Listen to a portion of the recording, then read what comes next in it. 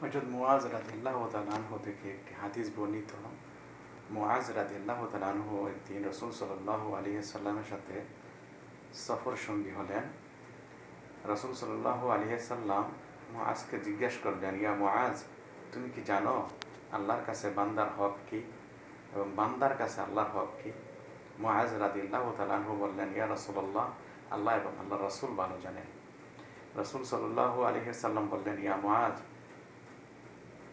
তুমি ওটের পিঠে আমার পিছনে বসে আছো, আর আমি ওই সত্তার কসম করে বলছি, বান্দার কাছে আল্লাহর হক হলো আল্লাহর ইবাদত করব এবং আল্লাহর সাথে কাউকে শরীক করবে না, এবং আল্লাহর কাছে বান্দার হক হলো যে বান্দা আল্লাহর ইবাদত করবে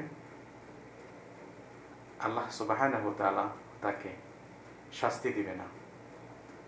মুআজ বলল,